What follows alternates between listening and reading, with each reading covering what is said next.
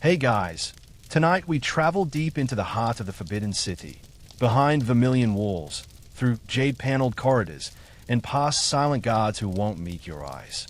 You are the son of heaven, the center of the universe, the emperor of all under heaven. And this morning, like every morning, the Empire waits to see what you'll have for breakfast. But first, let's be honest, you probably won't survive this. Between the endless rules, the impossible rituals, and the occasional poisoned dumpling, being emperor is less leisurely brunch and more slow-motion paranoia with side dishes. So, before you get comfortable, take a moment to like the video and subscribe, but only if you genuinely enjoy what I do here. Tell me in the comments where you're listening from and what time it is where you are.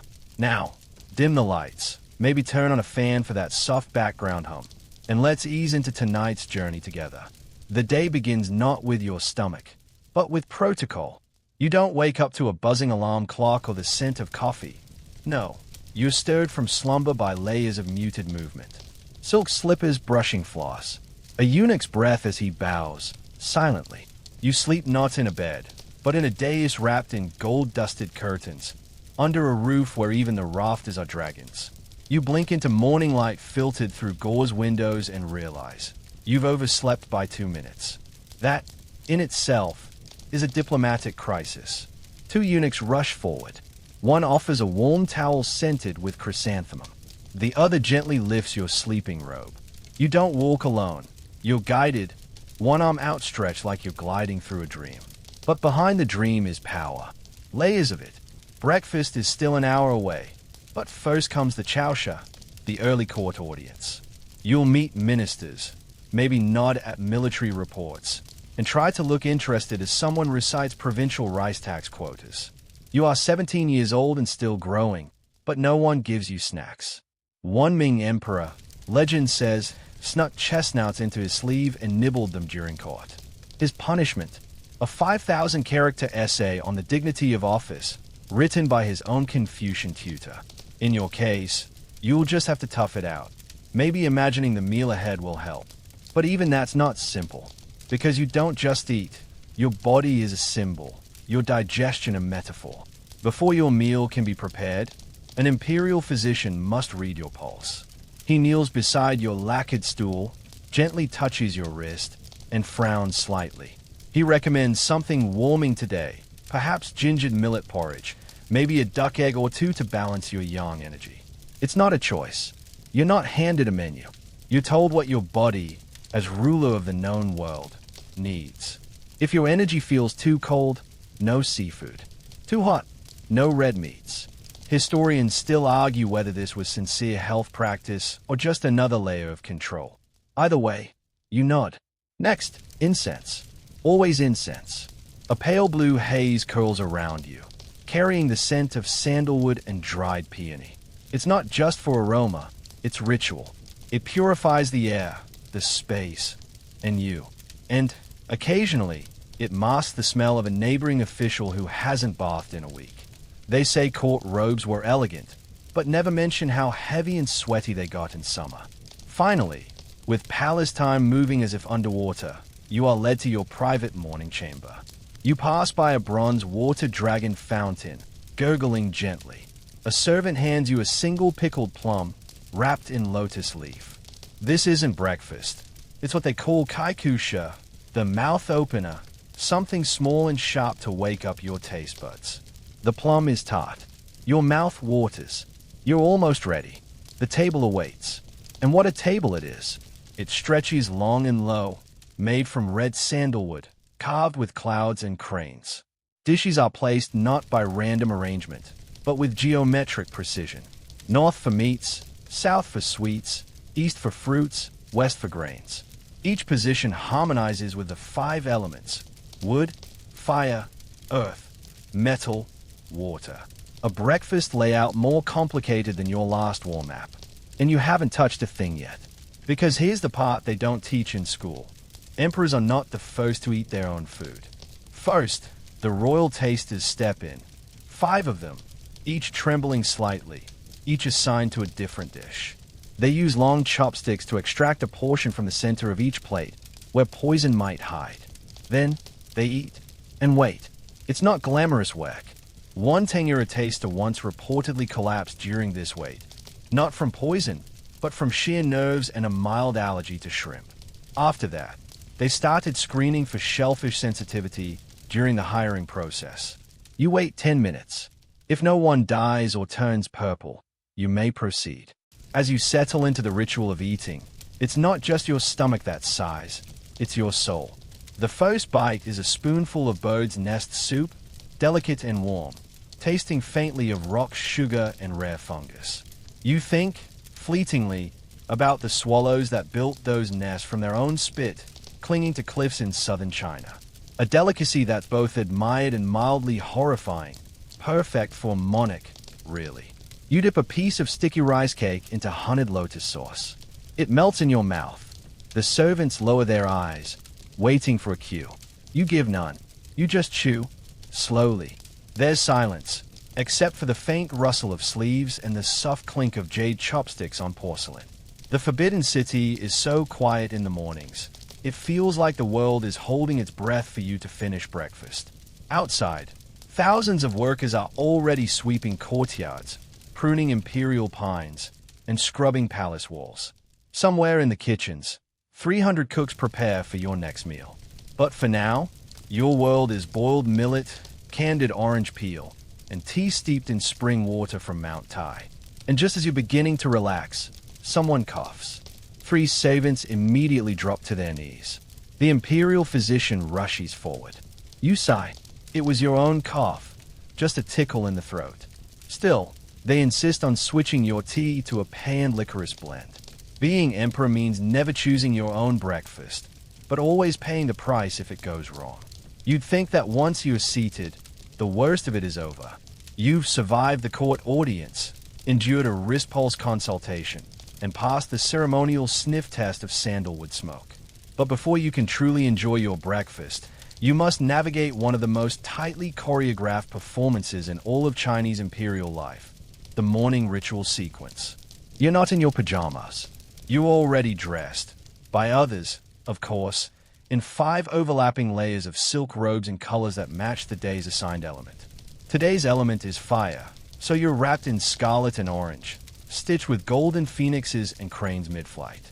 It's like wearing a sunrise, only heavier. Your shoes are embroidered slippers with soles made from pressed cotton and deer hide. They were worn by a eunuch before they touched your feet. Cold soles in the morning could damage the spleen, as one Ming Dynasty medical scroll warns. And if there's one thing the imperial court fears more than rebellion, it's an unbalanced spleen. The day's first act takes place at the Hall of Mental Cultivation. Yes, that's a real name. And no, it doesn't involve yoga. Hey, you perform your daily bow to heaven, earth, ancestors, and Confucius in that order. You do this facing south, because emperors never, ever face north. That's the direction conquered enemies face during their humiliating submissions. The ceremonial official announces each kneel and bow with a solemn gong beat. And you do it all on cue, like a dancer with no music.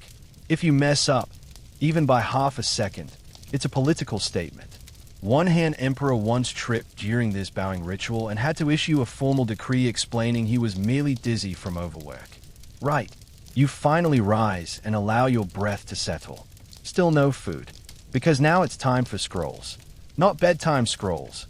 No, these are memorials from ministers across the empire. Long, looping pleas about bridges, droughts, taxes, or which city governor used state money to build a shrine to his pet turtle. You're expected to read them while seated at a stone-inlaid table, sipping medicinal tea made from wolfberry, red dates, and something that smells faintly like old books. You don't read every word. Thankfully, summaries are prepared in red ink, but you have to appear absorbed. Occasionally, you nod. Once, just to see if anyone notices, you smirk slightly at a passage about the barley surplus in Sichuan. 10 officials begin sweating. No one speaks. The smirk disappears. By now, your stomach growls. But to growl too loudly is embarrassing, and also possibly punishable if a Confucian scholar is nearby. So you discreetly press a silk handkerchief to your lips and pretend to ponder the plum harvest.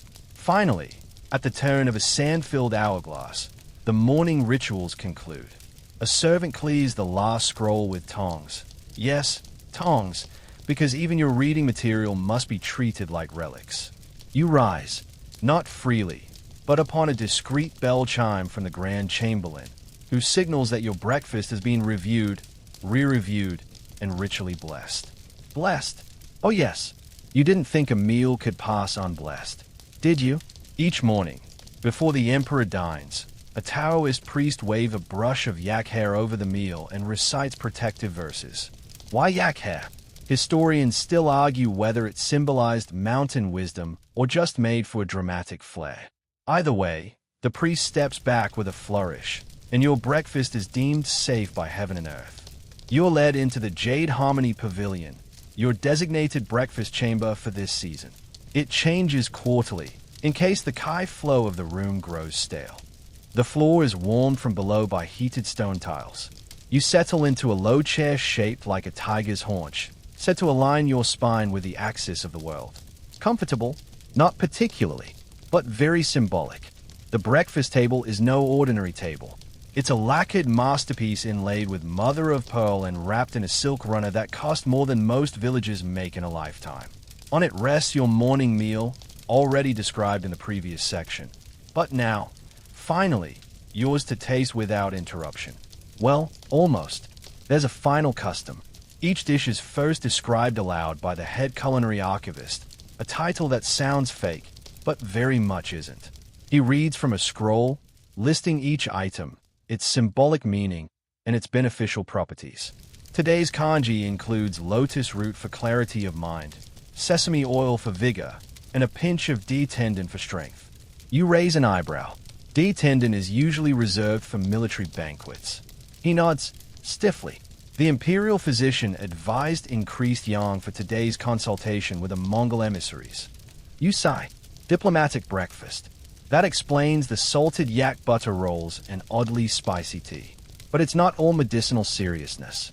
There's also a tiny candid persimmon, shaped into the character for longevity. It's sticky, sweet, and entirely unnecessary, but you eat it anyway. Tradition is like that. Sometimes delightful, sometimes exhausting, always expected. As you chew, a minor official approaches and murmurs that your personal calligraphy master has requested a brief audience. He wants to present a new brush made from white fox hair. You wave him off. You're still working on your kanji. You wonder, not for the first time, if other emperors had this much ceremony before breakfast. The Tang emperors, for instance, were known for being looser with rituals. One famously ate his morning meal in bed, surrounded by dogs and musicians. That didn't end well. He was overthrown by his own general, who thought perhaps breakfast music was a sign the emperor had lost his edge. Still, you envy him a little. As your meal winds down, you sip the final tea, snow chrysanthemum, cold brewed overnight and served in a jade cup so thin it glows in the morning light. It tastes faintly of snow, summer, and wealth. You lean back. For a moment, there's peace. Then a eunuch kneels. "Your Majesty," he says softly, "the Empress Dowager requests to know what you've eaten." You don't sigh. You don't roll your eyes. You simply lift the lacquered menu scroll and let him carry it away. In the palace, every meal is both nourishment and negotiation. At long last, you're eating. Really eating. Not just poking or sipping or listening to food be described, but finally putting things in your mouth without ritual interruptions or long-winded poetic dedications. But don't get too comfortable. This isn't a casual breakfast. You're not in a hoodie scrolling through your feed while munching cereal. You're seated beneath a canopy of embroidered silk that costs more than a small village, surrounded by silent attendants who observe every bite like it's state policy. Because, for you, it is. This morning spread is vast, but every dish tells a story. There's Jinju Umi Ju, pearl barley porridge sweetened with longan and osmanthus. It's slightly floral, warm, and soothing. Then there are slices of pidan, thousand-year eggs with their eerie green yolks and ammonia tang, served with pickled ginger to cleanse the palate. To an outsider, they might seem like a dare, but to you, comfort food. Alongside that is a glistening plate of zhajiang tofu, silken tofu topped with fermented black bean paste and minced venison, arranged like a landscape painting. There's also pan-fried lotus root, crisp and sweet, filled with glutinous rice, and drizzled in honey. And of course, no imperial breakfast is complete without bird's nest soup. Yes, again, it appears nearly every day in slightly different variations, boiled with rock sugar one day, ginseng the next. The consistency hovers somewhere between delicate and mildly gelatinous, which is charming when you're in the mood and very weird when you're not. You're not choosing these dishes. They are presented in sets by the Grand Imperial Kitchen. Your preferences are considered, sure, but only after being filtered through medicinal recommendations, seasonal availability, and palace omens. If the court astrologer says good-based foods are unlucky today, that pumpkin bun you like disappears mysteriously. Historians still argue whether the emperor's diet reflected genuine health beliefs or was just an elaborate dance of power display. Was bird's nest soup actually nutritious, or just rare and difficult to obtain, thus perfect for showing off the empire's reach? The answer, as always, lies somewhere in the middle. You're allowed, expected, even, to eat slowly. Each bite is deliberate, and between bites, a servant hands you a cloth to dab your mouth. Not napkins. Heaven forbid. This is a square of silk infused with lavender and boiled chrysanthemum water, meant to refresh and subtly perfume your face. But the meal isn't just about food. Each dish is a symbol. Duck eggs dyed red represent joy and renewal. Sweet glutinous rice signals familial harmony. Even the shape of the buns matters. Round for unity, square for order, and one shaped like a peach, of course, because peaches are symbols of immortality. The dishes arrive in waves, each brought in by a small parade of eunuchs with expressionless faces. They bow in synchronized movements, like dancers performing in slow motion. You don't speak. You nod if a dish pleases you. You say nothing if it doesn't. A frown might mean demotion for someone. A grimace could cause a kitchen-wide panic. And yes, there's duck. Always duck. Roasted, steamed, salted, or in delicate shreds mixed with dried plum. The imperial family has a long-standing romance with duck, especially in Peking style, skinned crisp to paper-thin perfection, served with hoisin sauce and scallions on rice pancakes. This morning, it's sliced cold with star anise and orange peel. Not your favorite, but you eat it anyway. Nearby, a eunuch keeps count of your bites. Literally, is recording how much of each item you consume. For the archives, the imperial household maintains detailed meal logs, not just for budgeting, but for posterity. One Qing'er log records that the Yongjing emperor consumed 37 rice dumplings in one sitting during the Lantern Festival, sparking debate centuries later about whether it was symbolic or emotional eating. A fringe record even claims one emperor once demanded a dish of dragon tears, which turned out to be a poetic name for dew collected from lotus leaves at sunrise. Whether he actually consumed it or just liked the sound is unclear, but it's in the records, served, not tasted.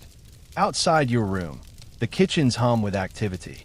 There are over 150 staff dedicated solely to preparing your breakfast. Some are skilled chefs, others are simply specialists, rice grinders, pastry pressers, tea selectors. Each one performs their task with the knowledge that a single mistake could end their career. Or worse. One infamous story from the late Ming period tells of a cook who accidentally swapped lotus seed paste with red bean paste in the emperor's favorite bun. He wasn't executed, but he was reassigned to latrine duty for the rest of his life, which, in the palace, was considered merciful. Today, the tea is served midway through your meal, not at the end. It's a chrysanthemum blend infused with bits of candied orange peel and snow lotus. You take a sip. It's both bitter and sweet. Like most things in your position, you notice a tiny silver spoon resting on the saucer. Good. It means this pot wasn't brewed in the bronze kettle, which tends to leave a metallic taste. Every detail matters. Then comes a surprise. A small, steaming dumpling is placed before you, glistening and golden. It's new. A chef has created something novel. A pine nut and pork filling wrapped in yuba skin and glazed with fermented rice syrup. This is risky. Innovation is not always rewarded here. But you take a bite. It's delicious. You give the tiniest nod. The chef may sleep well tonight. The meal ends, as always, with fruit. This morning it's sliced jujube, thin as paper, fanned into a lotus shape. You eat a single piece. Just one. That's all you need to signal the meal is complete. No bell, no clap, just silence. A servant approaches and presents a wooden tablet bearing a summary of what you ate, how much, and how long it took. You glance at it, but don't read. It's for your archives, for the historians, for some distant scholar who will one day argue whether you like pears more than plums. You rise. Breakfast is over. But the day, your day as the center of the known world, is only just beginning. You've eaten. Your hands have been perfumed, your robe straightened, and your expression reset into the careful neutrality of someone whose smallest facial twitch could send ripples across the empire. But you don't leave the breakfast chamber yet. Not until they arrive. 5 men, each pale, silent, and moving with the grace of people who are extremely aware they might die today. These are your food testers. Again, no, not the same ones who tasted your meal before you did. Those testers are for the initial safety check, this second wave. They're the post-meal monitor crew. They've each consumed full portions of your exact breakfast and are now brought before you for visual inspection. One by one, they stand. They bow. They remain upright. No convulsions. No cold sweats. No visible hallucinations. Excellent. You nod once. This isn't paranoia. It's protocol. Well, at least that's what everyone tells you. The court has long-standing fears of poison. Not just the obvious kind that makes your tongue go numb, but the slow ones, the subtle ones, the kind that blend into bird's nest soup and work that black magic over weeks. A dash of arsenic here, a little powdered aconite there. A few Tang emperors may or may not have gone mad from it. Historians still argue whether their behavior was poison-induced or just, hereditary. You stand up, not quite full, not quite hungry, and definitely not relaxed. Your stomach, much like the rest of your body, belongs to the court more than it does to you. And now it's time for the food inspection debrief. Yes, that's a thing. You're led to a smaller, quieter chamber where the imperial diet master waits. Is holding a bamboo scroll, which he unfurls with a practiced flick. On it are notes taken during the meal. The dishes that were enjoyed. The ones you left mostly untouched. The temperature of each item at the time of serving. The timing between courses. Whether your facial muscles showed more relaxation when sipping the licorice tea or the orange-infused one. It's equal parts medical record, psychological profile, and restaurant review. They use this data to adjust future meals. Yes, but more than that. It's a political temperature check. A sharper-than-expected look from you at the duck rolls could indicate displeasure with the poultry supplier's governor. Leaving your candid persimmon half-eaten might suggest something's rotten in the finance ministry. Food, here, is code. And you're fluent, even if you never signed up to be. The imperial kitchens span a series of buildings within the Forbidden City. While you don't visit them personally, heaven forbid, you are aware of the hierarchy. Dozens of culinary departments, each devoted to a type of ingredient or dish. There's one for meats, one for rice, one for teas, one for pastries, one just for soups. And then, of course, the Shangshiju, or Court of Imperial Meals, the top kitchen that prepares your personal food. It's led by the chief culinary archivist, a man who must remember not only your tastes, but also your moods, digestive history, seasonal allergies, and the last 7 dreams you had that were interpreted as omens. And within his ranks are tasters, sous chefs, aroma specialists, fermentation experts, and one elderly woman who is the court's only approved master of fragrant steaming. What's fragrant steaming? It's when a dish is cooked over lotus-scented mist to infuse the food with emotion. That's right, emotion. Last week, she prepared a pear dish meant to taste like quiet anticipation. You weren't sure if it did, but it was good. Back to your testers. The 5 men are taken away now, escorted to a quiet room where they will be observed for the next 4 hours. If one of them develops dizziness, stomach cramps, or starts speaking in Sogdian, a dead giveaway for mushroom toxins, your lunch menu will be completely redesigned. And someone will be punished. Someone always is. You remember a tale whispered through the court about a Qing dynasty breakfast taster who faked illness to sabotage a political rival in the kitchen ranks. His plan worked for exactly 6 days. On the 7th, his tea turned oddly blue. No one ever saw him again. The official story? He was transferred to border duty in Siberia. But not all poison stories end in tragedy. One emperor, according to a fringe record, built up his tolerance to poison by microdosing himself for years. He lived to the age of 85, confusing both his enemies and his physicians. Historians still argue whether he was naturally resilient or just really lucky. Of course, not all dangers are chemical. Sometimes, the danger lies in suggestion. There's a concept in traditional Chinese medicine called Qi imbalance through flavor. Eat too many salty things in winter. Your kidneys might weaken. Too much sweetness in summer. Your spleen could rebel. Yes, apparently spleens rebel now. So after every breakfast, the court physicians meet in the Jade diagnosis chamber to determine whether your meal contributed positively to your overall balance. Today's diagnosis: surplus fire energy, moderate wind, minor internal heat. Translation: you'll survive, but maybe skip the ginger tomorrow. If you were an ordinary man, you might brush this off. But you are the emperor, and everything you eat, or don't eat, can be used against you. In fact, just last month, the Empress Dowager sent you a special breakfast: red bean porridge infused with saffron and sprinkled with 5-spice walnuts. It was delicious. You praised it publicly. Within a week, the Minister of Rites had red bean porridge served at his banquet for visiting Korean envoys. A coincidence? Probably not. Everything means something. That's why your kitchen logs are stored like national records. Your breakfast today might one day be quoted in a political drama or philosophy lecture. Emperor X favored lotus paste in his morning dumplings, suggesting a preference for the South. People write entire essays about that kind of thing.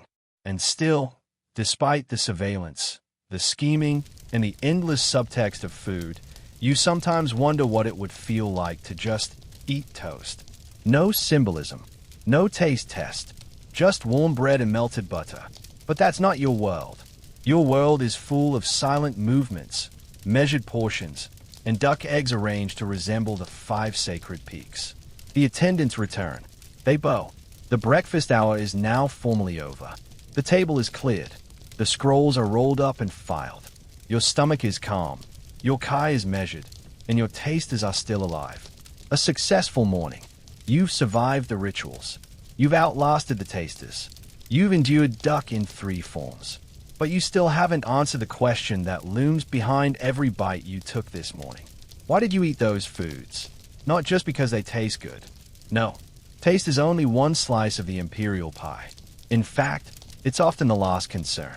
Your meals, especially breakfast, are meticulously planned according to an invisible system you're expected to follow like gospel. The balance of yin and yang. This morning's lotus seed dumplings. Yin, cooling, calming, connected to water and the moon. The duck rolls with plum glaze. Yang, warming, energizing, tied to fire and the sun. That chrysanthemum tea, technically neutral, but it leans yin if brewed strong and served cool. Everything placed on your table is an edible compass, meant to center your internal energies and, by extension, stabilize the empire. Because remember, your body is the body politic. If your spleen is damp, so is the treasury. If your liver overheats, the province is rebel. Well, not literally, but people believe it. And belief is 9/10 of empire. You don't get to ask for what you're in the mood for. Instead, the imperial physicians, and sometimes even astrologers, build your meal like a formula. The state of your pulse, the season, the color of your urine, yes, really, and your dreams all help determine whether you'll be served mung bean jelly or hot yam broth. Some of this comes from Benkao Gongmu, the enormous medical text written in the Ming Dynasty. It's part recipe book, part pharmacology, and part warning manual. It explains why you should never eat too many sour foods in spring, harms the liver, or why pepper should be avoided during times of emotional stress. It scatters the spirit. One emperor reportedly took this a bit too seriously. He forbade anyone from serving garlic during eclipses and required daily lotus soup during flood season. Historians still argue whether he was guided by cosmic logic or just liked things that floated. But you're not just eating by element. There's also direction. That's right. Some ingredients are considered more northern, southern, eastern, or western in energy. Eating too much southern food, like mangoes or tropical herbs, during a northern winter could, allegedly, make you melancholy. So the grand dietitian charts your intake like a compass, ensuring no one flavor dominates your chi. It all sounds a bit mystical, and it is. But behind the mysticism is a surprisingly detailed understanding of nutrition.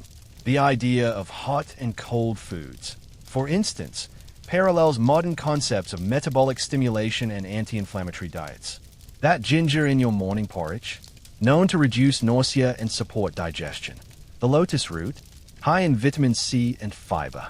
Even your sweet sour plum drink has mild antibacterial properties. Still, some ingredients are more questionable. Take deer penis wine. Not something you had today, thankfully, but it's often recorded in breakfast logs of older emperors.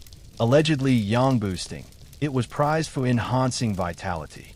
So was cordyceps, a fungus that grows on insects and looks like something from a horror movie. You've had it before. Tastes like damp paper. But hey, it's supposed to make you live longer. One lesser-known tidbit. Imperial chefs were sometimes consulted by philosophers. Yes, Confucian scholars would meet with kitchen officials to ensure your meals upheld the dignity of the mandate of heaven. There's a story about a Song dynasty chef who created a harmonious kanji featuring 5 grains, each representing a virtue, loyalty, wisdom, temperance, righteousness, and tofu. You forget the last one. This is what it means to eat as emperor. Not indulgence, but alignment. Everything must fit the grand cosmic puzzle. Even the shape of your dumplings can't just be decorative. It must reflect stability. A dumpling that leans to one side might be interpreted as a sign of political imbalance. It happened once, during the reign of Emperor Zhizong, and 2 kitchen staff were demoted for presenting the monarch with structurally uncertain pastry. There are worse fates. One Qing emperor briefly banned all red-colored foods after a nightmare involving a crimson tiger. Tomato vendors were understandably upset. Which brings us to color. Today's breakfast was dominated by yellows and greens, symbols of earth and renewal. Coincidence? Of course not. Your robe today is yellow. The court calendar marks this as an Earth Day, connected to centeredness and patience. Your breakfast was designed to reinforce this mood. Even the bowl's glaze has meaning. That jade green celadon bowl you ate your kanji from, meant to cool the spirit. If it had been cobalt blue, it might signal introspection. Red lacquer, joy. Black porcelain, power. Also, stains less. You sip your tea, which by now is lukewarm, but it's a calculated cool. Warm enough to avoid yin overcorrection, cool enough to balance the sweet foods. And you wonder, what would it be like to throw all this out the window? To eat something wildly unbalanced? Fried crickets with mint? Or a mango popsicle in winter? But such thoughts are fleeting. You are not a person.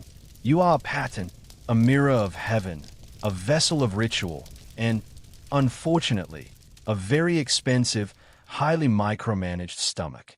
You glance out the window at the pale sunlight hitting the yellow glazed tiles. Another day begins, and it begins with balance. You're full, but never free. As the morning air grows warmer and the sun creeps higher over the gilded rooftops of the Forbidden City, your breakfast may be over, but your taste buds are far from done traveling. Because despite being the undisputed ruler of all under heaven, you never truly eat from just one corner of it. No, your imperial table is a map in motion. Every morning, your chefs assemble a miniature china on your plate. Not symbolically, literally. The dishes served to you are drawn from every province, every climate, every culinary tradition in the empire. One breakfast, a dozen dialects of flavor. That milky tea you sipped halfway through the meal, its leaves came from Fujian's misty mountains. The dried apricot topping your porridge came from the western reaches of Xinjiang, where the air smells of dust and salt. The duck, of course, was raised in the lakes near Hangzhou, because only there do they swim in a way said to soften the meat with gentle suffering. Yes, the palace cook actually said that once. Even your rice, yes, your humble, glutinous rice, comes in blends. Not from one padded plot, but from three: northeast for chewiness, south for fragrance, and middle kingdom for tradition. They are steamed separately, then fluffed together like a royal marriage of textures. You'd be impressed if you weren't already mildly bored. Because here's the thing, eating like this every morning means you forget how wild it really is. One bowl of soup might have crossed 1,000 miles in ingredients. Your menu is the result of empires conquered, roads paved, taxes paid, and marriages arranged. No pressure, right? Of course, variety isn't just about prestige. It's also deeply political. Each region that contributes to your meal has been chosen strategically, including pickled turnips from the north signals support for the Manchu court, a melon from the southern coast, a subtle nod to those notoriously rebellious governors down there. If the palace suddenly serves Yunnan-style mushrooms 3 days in a row, everyone knows someone in Yunnan is either about to be promoted or quietly demoted. Historians still argue whether food was more effective than edicts when it came to expressing imperial moods. And it's not just Chinese food on your table. Remember that tiny wedge of goat cheese this morning? Imported from the western steppes. You didn't ask for it, but someone in the Bureau of Mongol Affairs decided it would harmonize the stomach before the arrival of the northern envoys. Never mind that you're mildly lactose intolerant. At your table, diplomacy and digestion are often the same thing. There was even a brief period during the Tang dynasty when Persian dates, Turkish pistachios, and Indian spice blends appeared regularly at breakfast. Those emperors were wildly cosmopolitan, some say too much so. One Tang emperor's obsession with saffron porridge nearly bankrupted a merchant guild. He called it sunrise in a bowl. His ministers called it unsustainable culinary imperialism. To be fair, you kind of agree with both. Your own meals are more subdued, modern by imperial standards. But still, you taste the empire daily. In the sesame paste from the north, thick and rich. In the bamboo shoots from the humid hills of the south. In the Sichuan pickles, brought in sealed clay pots and opened only at your command. One whiff could clear your sinuses or make a general weep. Sometimes both. But it's not all fire and fragrance. There are gentler touches. Sweet soy milk, smooth and pale. Always poured from a porcelain pot shaped like a peony bud. Soft rice cakes with red bean paste, stamped with the character for peace. Even tiny quail eggs, steamed until the yolk turns custard-like, then dusted with crushed chrysanthemum petals. You eat these slowly, letting the textures melt on your tongue like warm snowflakes. And then, sometimes, you get something completely unexpected. Like the time a chef from Guangdong introduced dragon's breath buns, steamed pastries filled with cool peppermint cream, served on dry ice so they appear to smoke. It was theatrical, refreshing, and, according to one suspicious advisor, an affront to Confucian modesty. You laughed, quietly, inwardly. That chef was promoted. Modesty be damned. The real joy of regional breakfast diversity isn't the decadence, it's the discovery. You've never set foot in many of the provinces that feed you. You probably never will. But you know the soil of Shuangxi by its earthy walnuts. You know the air of Anhui by its wild chrysanthemum. You know the people of Jiangsu by their insistence on sugar and savory dishes. You don't always approve, but you always notice. Your chefs also stage a culinary battle of balance behind the scenes. For every spicy dish from the southwest, there's a cooling broth from the northeast. Every peppered pork slice is mirrored by a bland, but stabilizing barley soup. Every overly rich dumpling is followed by a stringent pickled plum. If your stomach is a battlefield, the kitchen is your general. Still, you're human. You have favorites. That fried wheat cake with scallion oil from the north? You could eat 3 of those. You never do, because propriety. But still, that taro and lotus stew from the southeast tastes like childhood, though you've never lived anywhere but this palace. But you never request anything. Requesting implies craving. Craving implies imbalance. And emperors, above all, are supposed to embody moderation. even if you're dreaming of those cakes every night. Still, the parade of flavors continues. One dish after another, served in harmony, none allowed to overpower. They say a good emperor doesn't just rule with justice, but eats with restraint. You do your best. Outside, the city stays. Drums echo faintly from the walls.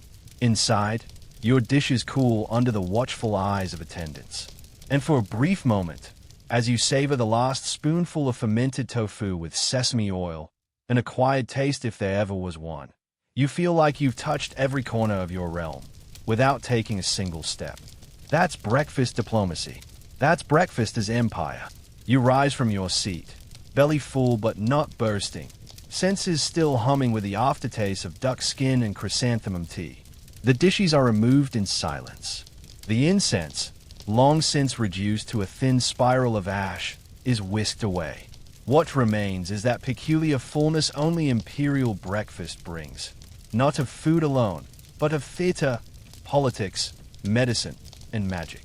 But now comes the strangest part of your morning, the digestive stroll. Yes, a post-breakfast walk. No, not around the block. You don't exactly throw on sandals and head out with a cup of coffee. Instead, you're guided through a pre-mapped series of palace paths, routes chosen not for scenery but for energy flow.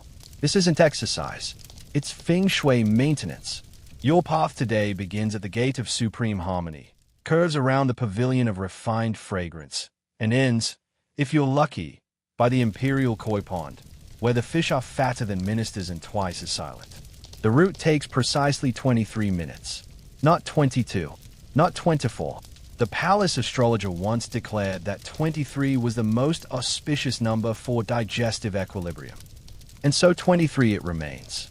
Two eunuchs walk several paces behind you.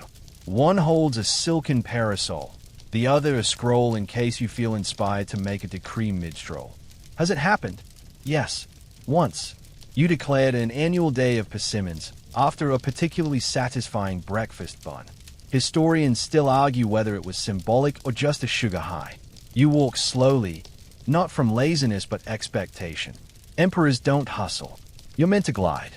Your hands remain tucked in your sleeves, your breath calm, your eyes lingering on small details. The sheen of dew on the bamboo leaves, the sound of distant bronze chimes stirred by the breeze, the faint smell of pine smoke from a nearby shrine. Sometimes you speak, sometimes not. Today, silence seems appropriate. Your mind wanders. You think about the dried scallop congee, perfect texture today.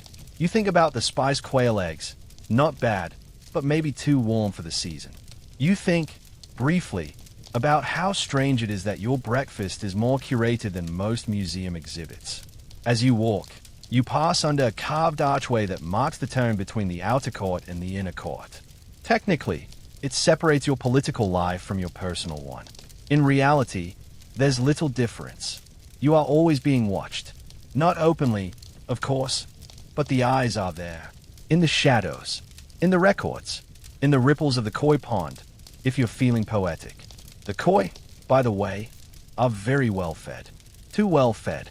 A gift from the governor of Suzhou, who believes that plump fish bring prosperity. You suspect he just wanted to offload his overstocked pond. But they do look peaceful. You pause to watch them. And that's when the physician arrives. He doesn't walk. He sort of appears. Like a ghost trained in diagnostics. He bows, presents a tray with two tiny porcelain cups. The first holds shuntsu, a fermented digestive aid made from wheat, herbs, and something you suspect might be old moss. The second contains tangerine peel tincture, sharp enough to jolt a mule into focus. You pick the shuntsu. It tastes like earth and forgotten promises. But it works. Your stomach, briefly overwhelmed by regional diplomacy and duck oil, settles like a pond after rain. Next, the court poet arrives. Yes, you have one. Of course you do. He recites a four-line verse composed about your breakfast. Something about jade grains glistening like mountain dew and lotus seeds echoing the moon's wisdom. It's a little much. You nod anyway. Why does he do this? To honor the emperor's senses, of course. Also because his uncle is the minister of rights. But even exaggerated poetry has its purpose. It transforms your meal from a bodily function into a moment of cultural meaning. A poetic breakfast, after all, cannot be criticized by scholars without them criticizing literature itself. Clever, really. After the poet drifts off to compose more metaphors about soup, your attention returns to the garden. This is your favorite part of the morning. The light is soft, the birds are just noisy enough to remind you the world is still spinning, and your body, for a rare, fleeting moment, feels like it belongs to you again. You glance up at a magpie perched on the pavilion roof. That's good luck. The palace superstition says a magpie after breakfast means good news by evening. Unless it poops. Then it means war. You try not to overthink it. A soft chime sounds from deeper in the court. Not a bell, too loud. A chime, meant to gently coax you toward the next part of your day. The digestive examination report. Yes, that's real. You return to the inner chambers where a scribe awaits with a wax tablet. He asks, delicately, how you feel. Not emotionally. Physically. Energy levels. Heat. Cold. Tingling. Gurgling. He takes notes in a calligraphy that flows like water but somehow manages to feel judgmental. He hands the tablet off to the physician, who will compare it to your breakfast ingredients and offer adjustments. Maybe fewer nuts tomorrow. Maybe more bitter greens. Maybe, if you're lucky, a break from bird's nest soup. But the real question is whether you'll have a palace movement before noon. Yes, we're going there. The court records, though they don't publicize this, track the emperor's digestion with meticulous care. A productive bowel movement within 2 hours of breakfast is considered a sign of imperial vitality. A delay could be blamed on the chefs, or the Minister of Agriculture, or, in one bizarre incident, on Mercury imbalance due to celestial misalignment. You, fortunately, are regular. Today, anyway, as the morning winds down and the preparations for your first official meeting begin, you allow yourself one last look over your shoulder, back at the koi pond, the now empty path, and the garden that, for half an hour, let you pretend your life wasn't being analyzed in 10,000 syllables. Your breakfast is over, but its implications have only just begun. You've returned to the inner court now, and the transition from morning serenity to imperial administration is swift and total. One moment you're sipping tangerine tincture by koi ponds, and the next you're perched on a low throne in the hall of literary brilliance, flanked by polished wood screens and courtiers who bow as if their knees are on fire. But even here, amid scrolls, memos, and the faint scent of old ink, your breakfast continues to echo. Why? Because now begins the part of the day where what you ate becomes what others interpret. And in a court like yours, every action is political, even the choice of yam over millet. You take your place behind a low, jade-inlaid desk. Your scribe is already there, inkstone damp and brushes lined like little soldiers. The grand recorder clears his throat and begins to read reports. Not about state matters just yet, but about you. First, the morning satisfaction ledger. Yes, this exists. It includes notes from the kitchen, the servants, the physician, and even the fragrance attendants. Yes, also real. Categories range from palatal response to temperament upon ingestion. You got a quiet chew rating today. That's good. Better than indecisive chopstick pause, which one emperor in the Song dynasty once received, and which caused the sudden reassignment of 6 cooks and a tea master. Today's report notes, the emperor consumed 82% of prepared offerings. Paused longest at lotus and taro stew. Uttered single word. Again. You did. You don't remember it, but you probably meant it approvingly. Maybe. Now come the interpretations. Your advisors arrive, one by one, each with a scroll and a theory. First, the Grand Chamberlain. He says your favoring of duck today suggests a renewed vigor for martial affairs. He recommends a surprise inspection of the northern garrisons. You raise an eyebrow. That's a long way to go based on poultry. Next, your astrological advisor. The choice of jujube and plum indicates spiritual consolidation. Perhaps it is time to review temple funding. Of course it is. Then the Minister of Rites. Your restraint with the candid ginger dish reflects concern with sweetness, possibly a symbolic response to recent indulgences among lower ministers. He smiles politely. You do not. You recall eating only one slice of candied ginger because the second looked slightly burnt.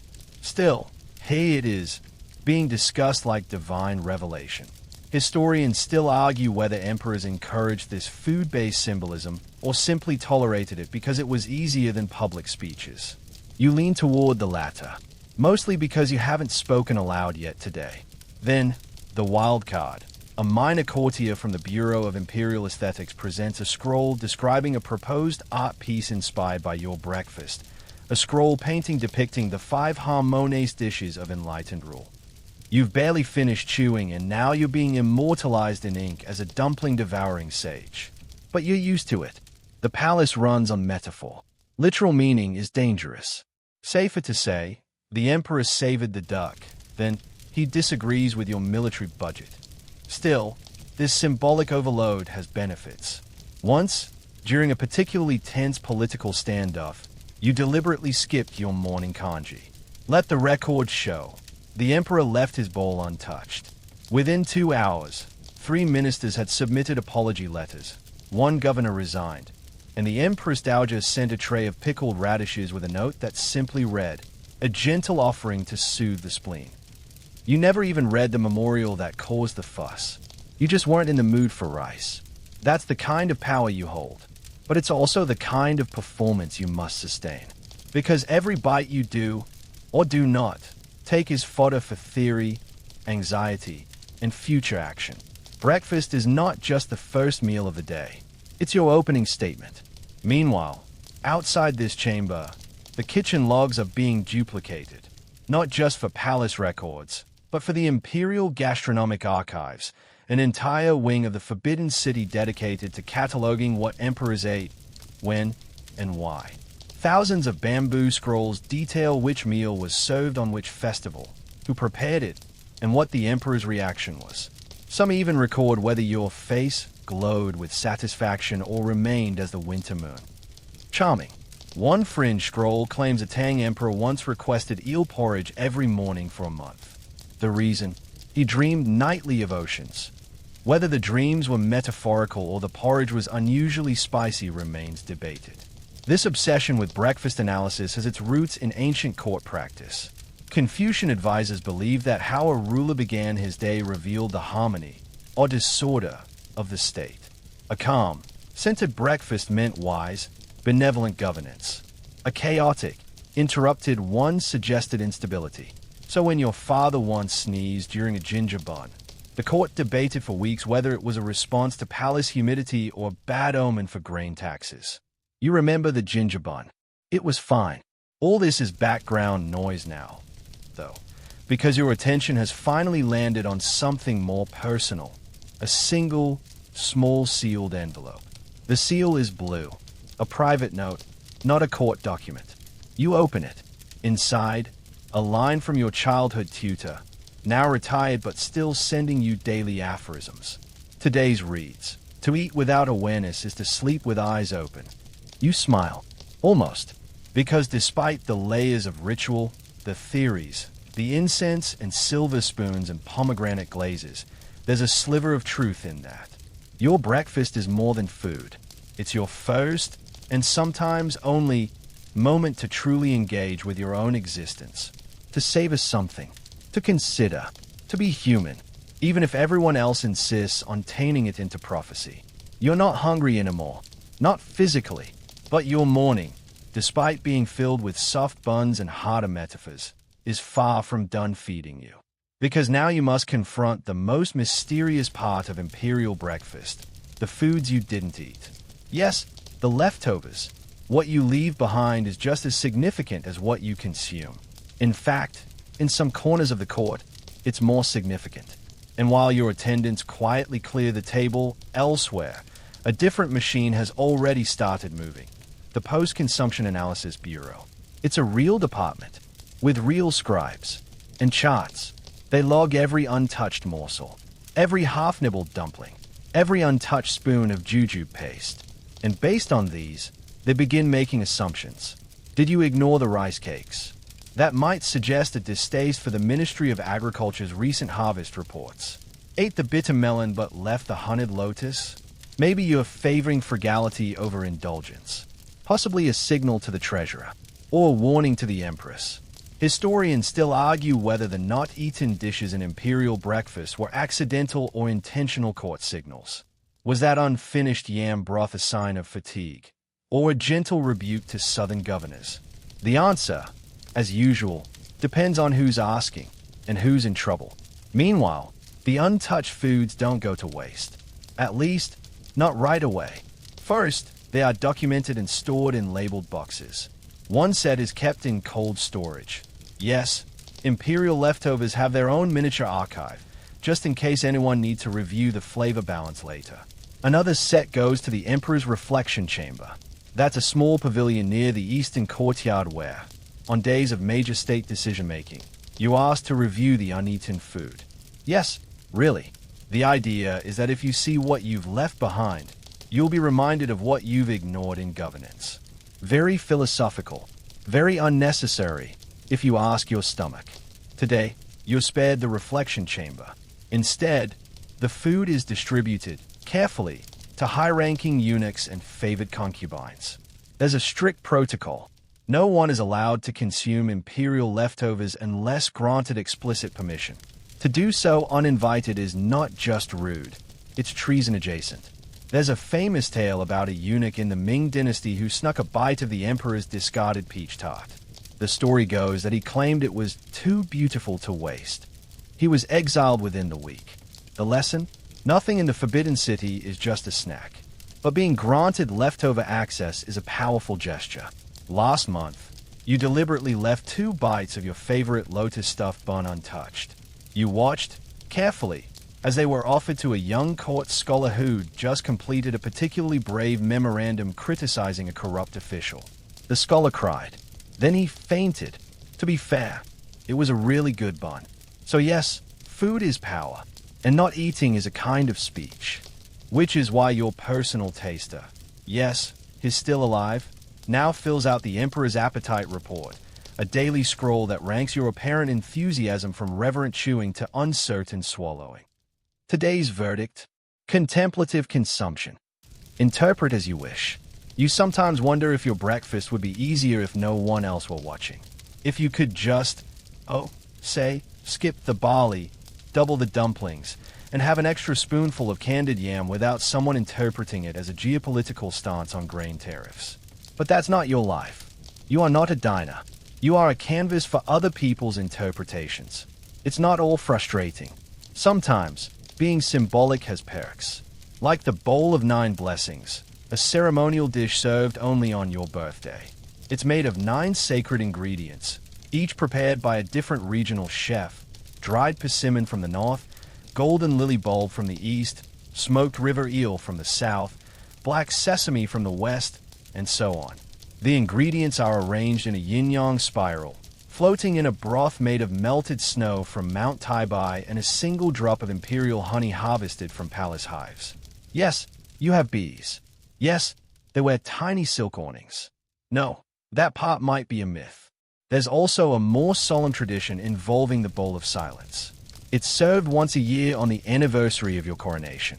It contains no spices, no garnish, no color. Just plain millet porridge, thick, warm, and bland. The point? To remind you that under all the pomp and ritual, you are still a man, still mortal. Well, theoretically, one year, you secretly requested a dash of ginger in your bowl of silence. The kitchen complied. You tasted it. Subtle, warm, comforting. The Grand Archivist noted it down as a whisper of humanity in the fog of majesty. He meant it as a compliment. You think, still, even when stripped down to basics, your meals aren't really yours. They belong to the machine of court life, to the bureaucrats and chefs and poets' uncles. Sometimes, you wonder what it would be like to eat without meaning. Just eat. Just toast. Butter melting. No scroll. No record. No eunuch trying to pause your second bite for hints of emotional instability. But no. Hey, even crumbs carry consequence. As you stand to leave, you glance back at the polished table. One dish remains uncovered. A tiny mooncake, its edges flaking, its filling oozing a little from the side. You didn't eat it, didn't even touch it, but you remember thinking about it. That mooncake will be interpreted. Someone will write a memo. Someone else will draft a poetic theory titled, The Emperor's Unchosen Sweetness. And you'll keep walking, stomach full, mind spinning, and somewhere, buried beneath layers of duck, symbolism, and bureaucracy, a little part of you still wondering if the mooncake was warm. By now, breakfast feels like a dream, a golden haze of steam, duck skin, and philosophical jujube paste. But before you even permitted to enjoy the slow unraveling of post-meal peace, there's another quiet ritual to attend to. The Imperial Food Consultation. This isn't a tasting or review. It's a meeting. Yes, a meeting about your breakfast. You're seated in a smaller chamber now, one without the grandeur of throne rooms or audience halls. The walls are lacquered wood. The air smells faintly of ink and candied hawthorn. It's the kind of room where people speak in murmurs, where tea is always half-cooled before it's poured. Across from you, the Imperial Nutrition Council. That's right, an entire board of scholars, chefs, physicians, and one old monk who never says much but seems to radiate quiet authority. Their job? To advise you on the spiritual, political, and metabolic consequences of breakfast. Because apparently, digestion has long-term strategy now. They begin with health. The court physician clears his throat and announces that, based on your complexion, pulse, and tongue coating, yes, they examined your tongue while you were pretending not to notice, your internal heat has decreased slightly. A good sign. Less ginger needed tomorrow. Perhaps more mung bean. Something cooling. Gentle. Grounding. You nod. It's always mung bean when they are not sure. Then, the herbalist suggests a shift in tea selection. Chrysanthemum is suitable for clarity, but the recent winds may call for something heartier. Maybe Pua, a bold choice, if a little young heavy. The tea master frowns. A debate ensues. You sit, silently, while four grown men argue over your intestines. This is normal. Then comes the culinary philosopher. Yes, you have one. He pulls out a hand scroll, unfurls it slowly, like someone about to unveil a divine truth. It's a diagram, a flavor map of the morning. You blink. It looks like someone's drawn a battlefield, with sweet and salty forces occupying opposite hills, sour flavors attempting to flank from the west, and bitter herbs playing rear defense. He explains, with earnest conviction, that your breakfast achieved approximate gustatory harmony, but that the final sequence, candied lotus root followed by fish floss on rice, created a jarring duality unbefitting the heavenly mandate. You stare at the scroll. It's labeled the eel incident. You don't remember eating eel. You ask if there was eel. A servant is summoned. There was, in fact, a thin eel broth, served between the 5th and 6th courses. You blink again. Now you recall. It was fine. The philosopher bows deeply, as if apologizing on behalf of the eel. The monk smiles. He hasn't spoken yet, but the moment is approaching. He finally does speak. 7 words. Salt before sunrise causes wandering thoughts. Everyone nods solemnly. You do too. No one really knows what he means, but it always sounds like it matters. Next, the court astrologer enters. He doesn't even pretend to care about taste. His concern is celestial timing. He says your breakfast today overlapped with a minor earthwood alignment, which might make glutinous foods cling emotionally. Emotionally clingy rice. You try not to laugh. He recommends that tomorrow's meal begin 3 minutes earlier to avoid a similar alignment. You nod again. You know full well you'll be woken up even earlier for that. Then, the Bureau of Seasonal Adjustments weighs in. They've reviewed ancient almanacs and compared them to current wind patterns. They suggest adding thin slices of bamboo fungus to tomorrow's soup, because the air tastes more brittle than usual. You ask what brittle means. They say it's a poetic metaphor. You pretend to understand. Meanwhile, your stomach, now fully settled, offers a quiet protest. Can we please not do bamboo fungus again? But your face remains neutral. Because here's the truth. This consultation isn't about food. It's about control. Control of your body. Control of the message. Control of meaning. You are, in this moment, both emperor and patient, both deity and digestive system. The decisions made in this room will ripple outward, into the kitchens, into the markets, into the provinces. If you switch from duck to carp, there will be whispers in the fisheries. If you favor pickled things, the vinegar trade might spike. A preference for hawthorn candies. The empress might interpret it as a message of nostalgia, or longing, or subtle flirtation. Historians still argue whether your grandfather's brief obsession with sesame seed cakes caused a temporary drought in southern sesame fields, or if it merely coincided with one. But the suspicion remains. And so, you endure these consultations, because to refuse them would be more suspicious than the eel, and to express too much interest, equally dangerous. You must remain, at all times, slightly detached, as if you merely observe your meals, not consume them. As if your tongue is a philosopher, your stomach a noble courtier, and your bowels, well, let's not overthink that part. Finally, after a long silence, the monk speaks again. Too much clarity can cloud the heart. You're not sure if that means you should avoid clear soup or read fewer reports. Either way, the consultation ends. Bows are exchanged. Scrolls are rolled. The flavor map is carefully returned to its lacquered case. You are free, for now, but as you rise and walk out into the pale light of late morning, you know that somewhere, deep in the kitchens, a scribe is already adjusting tomorrow's flavor lineup. Somewhere, a chef is worrying about emotional rice.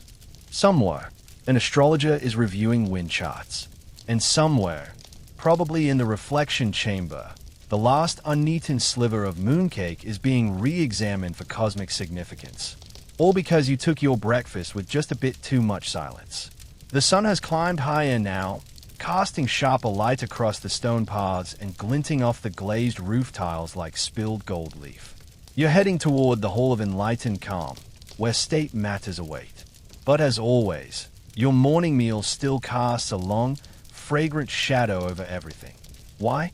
Because, as emperor, you are expected to remember every single thing you ate. Yes, all of it. There's an official reason, of course. If you become ill, or worse, if you suddenly drop dead, which has happened before, just ask the Song dynasty. The court need to retrace your consumption down to the last salted plum. But there's a more ceremonial reason, too. Your ability to recall your breakfast is seen as a reflection of your discipline, your attention, and, most annoyingly, your virtue. And so, here you are, in the little antechamber just outside the main court. A steward places a scroll before you. It's blank. A calligraphy brush waits beside it, ink prepared just so. You're expected to write, in your own hand, a personal record of the day's first meal. Dishes tasted, order received, flavors noticed. This scroll is called the self-tasting log. It is not optional. Some emperors fake it. Others delegate it. You write it yourself, mostly because you're convinced that the act of remembering gives you back a sliver of control. In a day where everyone interprets your chewing habits like omens, this is the one version of the story you get to tell, however bland or poetic you choose to be. You begin with the basics. Soft congee with scallion oil, served warm, slightly thicker than usual, topped with shaved dried fish and toasted sesame. Good start. You continue. Lotus root and taro stew. Mild sweetness, balanced texture. Appeared more translucent today. Possible early harvest. You glance at the door. No one is rushing you. Still, there's an unspoken clock ticking. You're not supposed to linger too long, hey? An emperor who dwells too much on food risks being seen as indulgent. But move too fast, and they'll say you're inattentive. Your life is a tightrope, even with porridge. You move on. Chrysanthemum tea, 2 sips. Mildly astringent, golden hue. Duck roll with plum sauce. Skin crisp. Portion smaller than yesterday, appropriate. Did not taste mung bean jelly. Not in alignment with internal temperature. You pause. Did you really not eat the mung bean jelly? Or did you just forget? Hard to say. The monk would probably suggest this lapse is a metaphor for forgetting something deeper. He always does. You write. Mung bean jelly untasted. Possibly a reflection of mental preoccupation. There. Now it's a commentary. Next. You add a personal note, a tradition encouraged by your great-grandfather, who claimed these logs helped him understand the mood of heaven. You suspect he just liked journaling. Your note today: lightness in flavor, serenity in pacing, but I remain unsettled. A sweetness left untasted lingers longer than one consumed. You're not sure if that's too dramatic. It probably is, but let them interpret it. Let the poets write their scrolls and the astrologers stare at clouds. You just like the mooncake. As you lay down the brush, the ink barely dry, a servant enters and bows. He does not speak. He simply retrieves the scroll and backs out, careful not to smudge the edges. That scroll will be stored in the Hall of Imperial Records, filed alongside thousands of others. Someday, a scholar will read it and make sweeping conclusions about your reign based entirely on your opinion of Taro. And that scholar will probably be wrong, because what you ate and what you felt may not always align. Take this morning, for instance. On the surface, a balanced meal. Well prepared, beautifully plated, perfectly timed. But underneath it all, you still carry a strange, quiet weight. A slight ache behind your eyes, a coolness in your chest that no soup has warmed. Maybe it's the season. Maybe it's the court's constant whispers. Maybe it's that you haven't laughed out loud in 12 days. Or maybe it's just indigestion.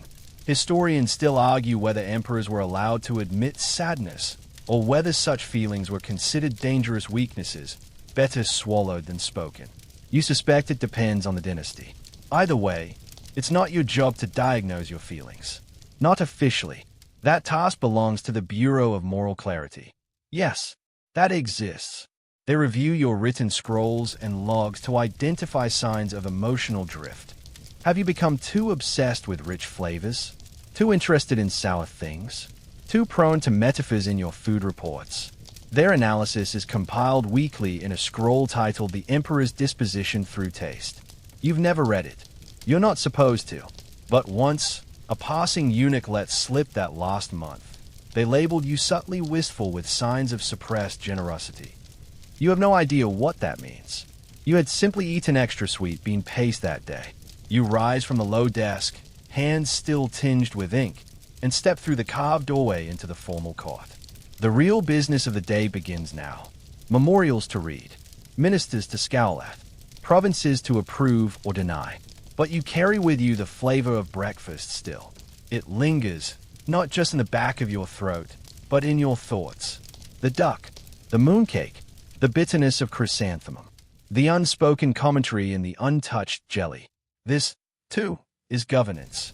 Not just what you command, but what you eat, and how you remember it. The court session progresses. Officials drone on about border disputes, irrigation failures, bandit sightings, and a rather heated debate on how many characters are truly necessary for the new ceremonial banner being embroidered in Hangzhou.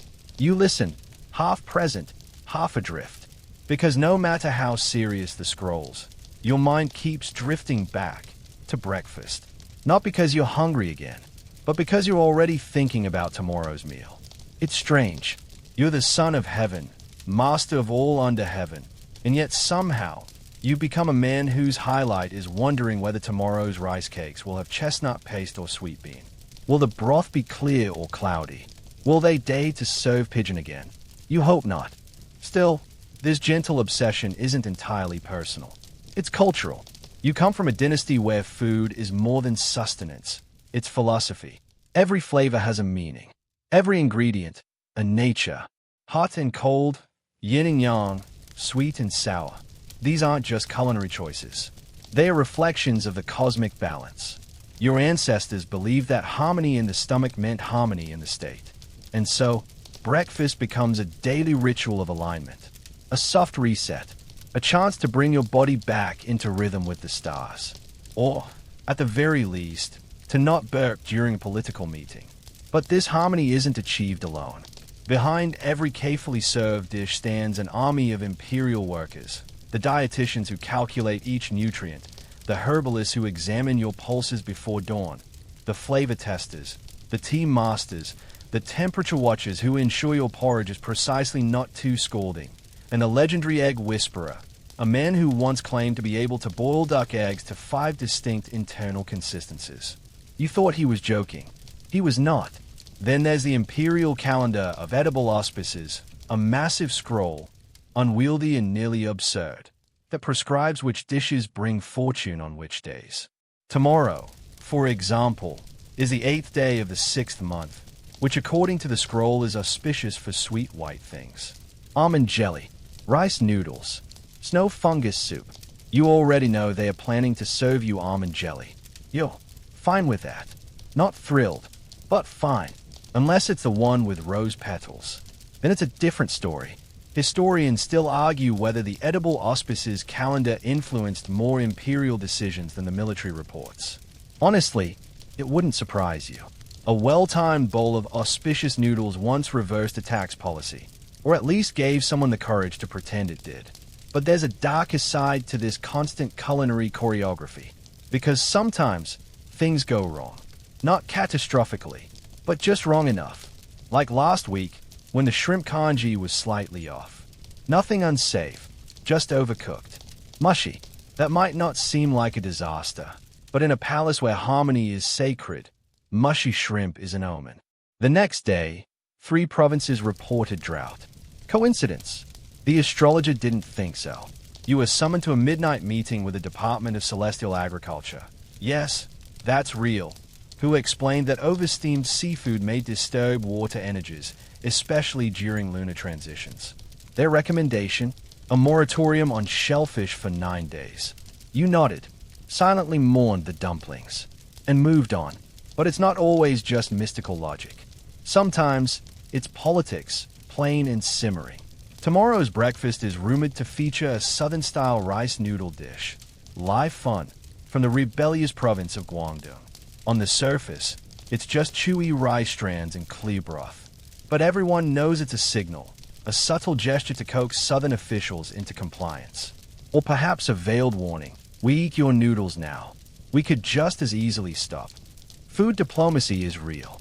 It's quiet. It's edible. But it's real. You once served 5 spice goose to a Mongol ambassador whose clan was known for disliking starriness. He tried to mask it with politeness, but your court spy reported that he later described the dish as a fragrant insult.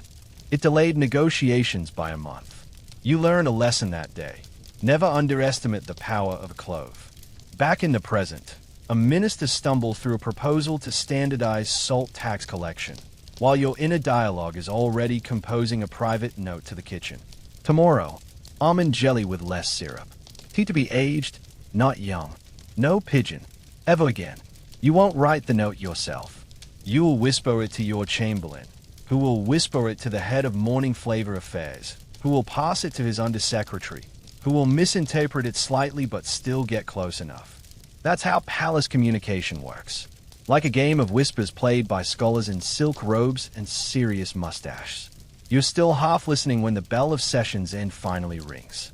A clear, melodic sound that signals you survived another morning of scrolls and stomach symbolism. You stand. The ministers bow. The eunuchs gather your robes. And you, regal, composed, mildly distracted by thoughts of jelly, begin the slow procession back to the inner court. As you walk, the scent of rice paper and ink is replaced by the faint perfume of sandalwood. Somewhere in the palace, the kitchen fires are being cleaned, the soup pots are soaking, and the duck pens are being inspected. Tomorrow's breakfast is already in motion. A dozen hands will shape it. 100 interpretations will follow it. And you'll sit again, taste again, nod, chew, swallow, leave just enough behind to keep everyone guessing. And if you're lucky, the almond jelly will have rose petals. Or maybe not. Afternoon seeps into the palace like a slower rhythm, softer footsteps, longer shadows, and a kind of collective exhale among servants who know the emperor has already eaten, judged, and sat through the morning's cascade of scrolls. You retreat to your study, where sunlight filters through patterned screens, painting geometric shadows on the floor. The next round of reports can wait, because now comes your quietest ritual of the day, one so small, so private, that only a few know it happens at all. You revisit your breakfast, not in the halls of power, not in writing, not in the taste of leftovers, but in your mind. There's a tray waiting for you, always there by now, placed without a word by the chief eunuch. On it, a tiny porcelain box. Inside, a single preserve item from that morning's meal. Just one, carefully chosen. Today, it's a candied walnut. You pick it up, roll it between your fingers, feel the crunch beneath the gloss. You don't eat it. That isn't the point. This moment is about contemplation, not consumption. A chance to reconnect with the first flavors of your day in solitude. No scrolls, no symbolism, no poets listening behind the door. You breathe in its scent, earthy, sweet, with a faint trace of cinnamon. And as you exhale, your mind drifts back to the beginning. The glint of lacquerware, the rustle of silk robes, the way steam curled like a dragon escaping from a soup bowl. It was only a few hours ago, but already it feels like another lifetime. This is the part no one tells you about being emperor. That sometimes, the only freedom you get is in memory. You can't change what the court inferred from your untouched mung bean jelly. You can't undo the astrologer's theories or the flavor map scrolls or the kitchen's quiet panic over a too chewy dumpling. But you can sit here, now, with one walnut in your thoughts, and remember what you actually felt. This one was a little too sweet. You'll say nothing, but you'll remember. Historians still argue whether this afternoon ritual, known unofficially as the taste reflection moment, was real or a later invention by romantic scholars. Some claim it began with a Tang emperor who survived an assassination attempt because he paused to savor a lychee instead of swallowing it whole. Others think it was simply your way of reclaiming the tiniest part of your existence from a world that documented everything. Either way, it is your ritual now. A tap at the door. Not loud, more like a suggestion. Your poetry attendant enters, bearing the latest draft of a poem has been composing about your breakfast routine. It's called The Spoon and the Sovereign. You resist the urge to roll your eyes. Instead, you motion for him to sit. He reads aloud. Upon jade plate, the morning's grace. The emperor's gaze, a hawthorn trace. In steam, in silence, meaning swells. Where dumplings speak and silence tells. You pause. It's not bad. A little florid. Slightly obsessed with hawthorn. But then again, who isn't? You give a quiet nod. The poet beams. He bows low and retreats. You alone again. You finally eat the walnut. Crunch. Slow. A lingering sweetness on your tongue. It will never make the scrolls. It won't be reported to the ministers. No one will write an analysis of this walnut. And yet, somehow, it's the most honest moment of your day. Outside, cicadas hum. Inside, the flavor fades slowly. You reach for a fresh scroll, not one of your official logs, but a private one. The one you keep hidden beneath the desk in a lacquered case only you are allowed to open. You dip your brush in ink and write. A single walnut, sugared but not cloying, paired with silence. Best course of the day. You close the case gently. No signature, just that note. Maybe one day, someone will read it and understand the man beneath the crown. Maybe not. It doesn't matter. Because you do. And that's enough. The sun begins to dip. Not dramatically. Just enough to soften the angles of the palace, to bring a golden hue to the roof tiles, to stretch shadows under your feet like quiet silk ribbons. Evening will come soon. But before that, another small ritual waits. Not for nourishment this time, but for balance. You're headed to the Garden of Regulated Wind, a place few see you visit, though it's always prepared. Here, amid rocks arranged in precise asymmetry and ponds that never ripple too much, you're served a modest cup of post-meal tea. This isn't a grand tea ceremony. It's not spectacle.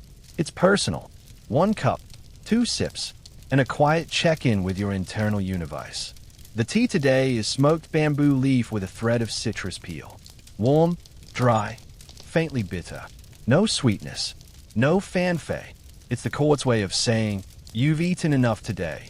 Let this mark the end. You take the first sip.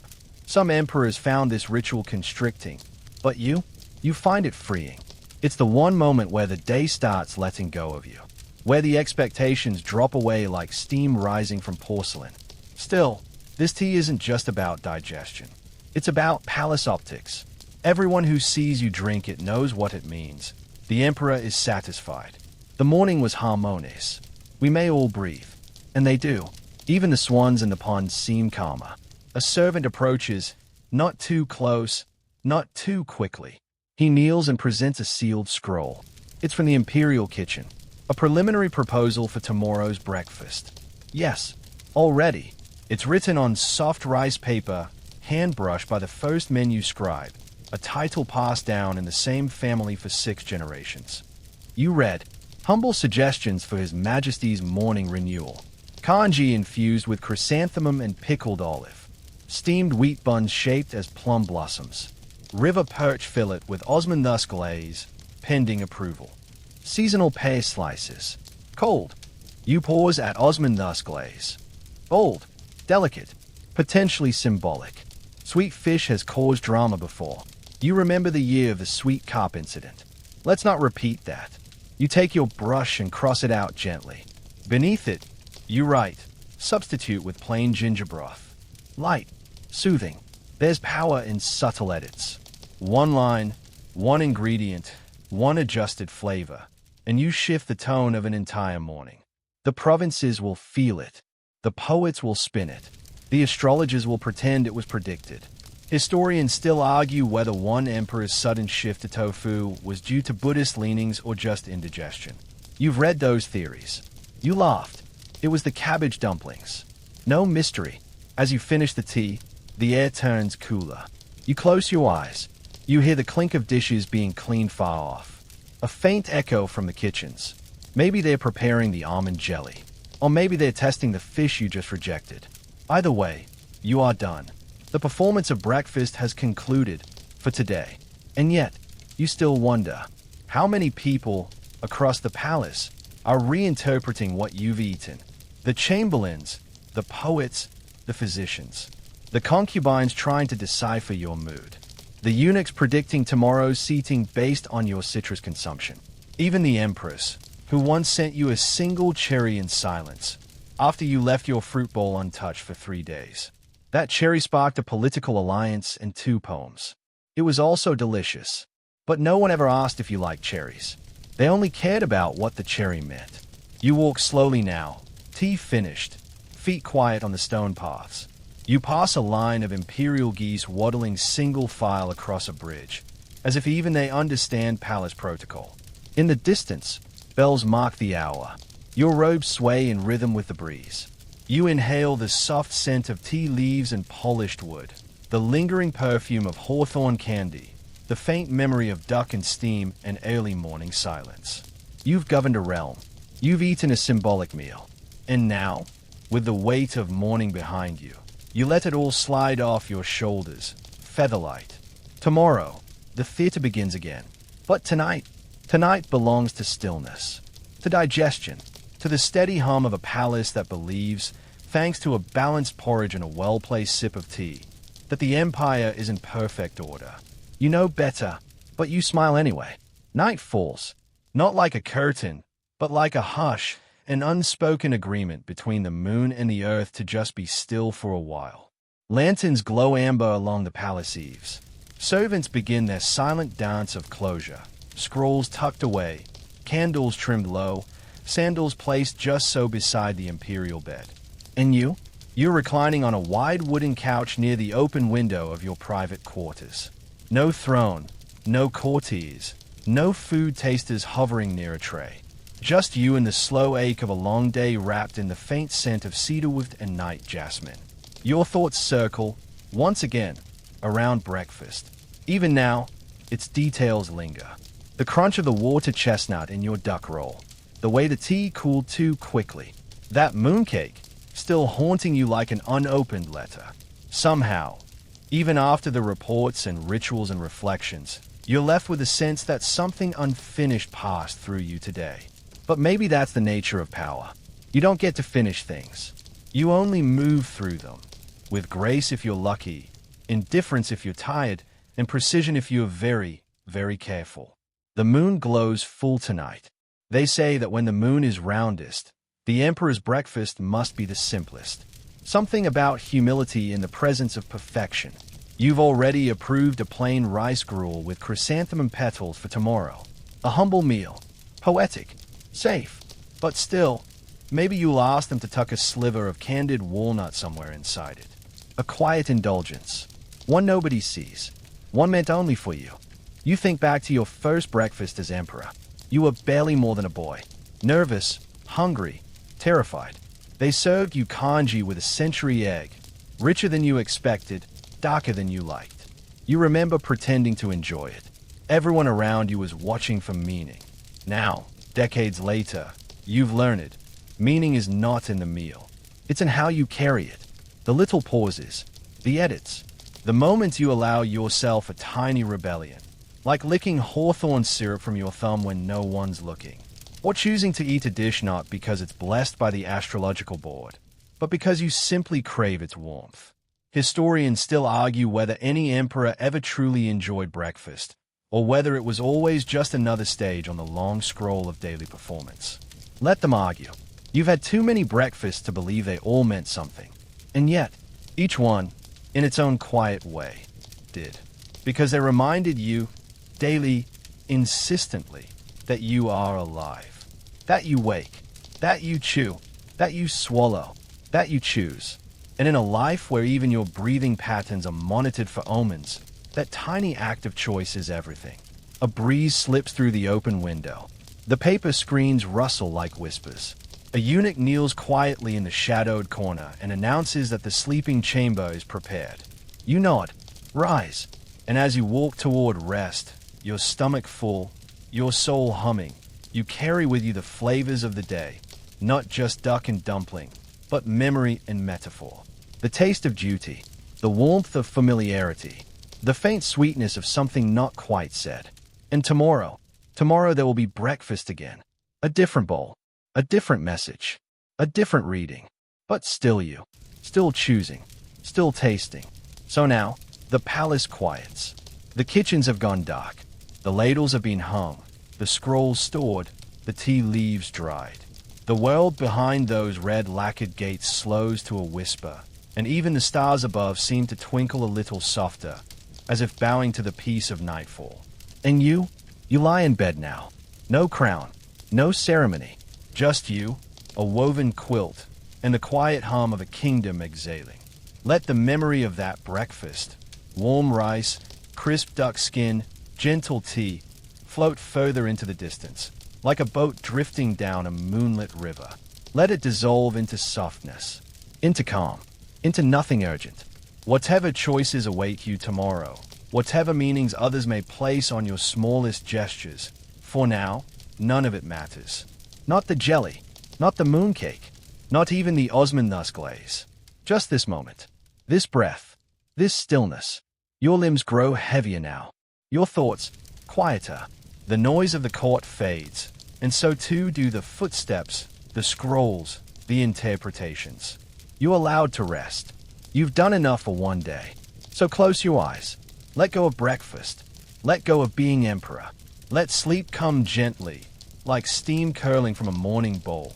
Light, warm, and free of meaning. You're safe. You're full. And all is well. End of script. Sweet dreams.